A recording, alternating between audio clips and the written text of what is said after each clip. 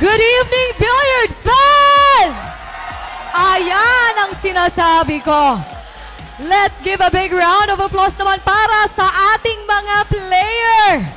Alam nyo, para tayong nanonood ng tactical war, no? Hindi talaga matatawaran ang husay nila sa pag-iisip ng strategies para hindi maka-score ang kanilang opponent. Pero medyo chillax muna tayo para ma-enjoy nating lahat ang ating halftime break. Alright, so ulitin natin how this works. Kanina, again, umikot ang ating lovely round girl na si Len.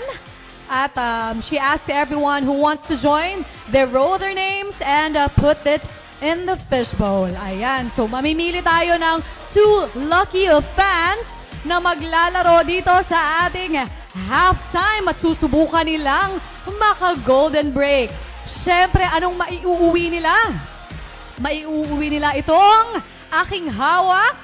They will win a ST01Q courtesy of our generous sponsor, Perry Q's, the Q of Champions. Perfect for stepping up your billiards game, pang pro level na talaga. So, here's the twist. Kasi syempre, gusto na namin ipamigay kasi huling araw na po ito. Kaya naman ang gagawin natin, ang 9 ball, we will place it on the left or right wing of the rack instead of the middle para mas malaki ang tsansa na maka-jackpot kayo. Okay, wag na natin patagalin. Helen, bumunot na agad tayo ng lucky fan. Nabunot ay si Deya. Hindi pala. Parang kilala ko to. De la Serna Jojo. Akala ko si Coach Jojo. Iba pala apelido niya. De la Serna Jojo, saan ka na? Ayan na siya!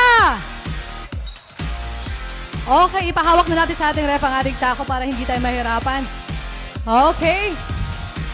Jojo. Naku, mukhang naglalaro ng bilyato si Jojo. Anong pwede niyang gamitin? Pangsargo. Ayan, ayan. Jojo, handa ka na ba? Handa na. Ay, naku, ready. Okay, Jojo. Tirahin mo na yan.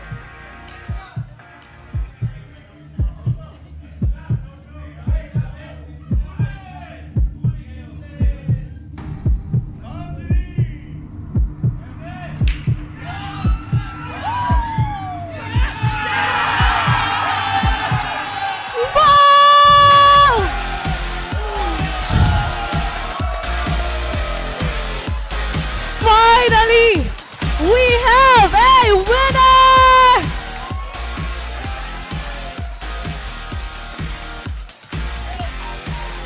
At dahil dyan, Jojo, sayong-sayo na itong ating ST01Q from Perry Q's! Congratulations! Bangklase nga naman talaga. Thank you so much for taking that home kasi finally last day na natin to. Talagang pinaabot din talaga ng Game 5 bago mapanalunan ang Q natin from Perry Q's. Once again, congratulations, Jojo!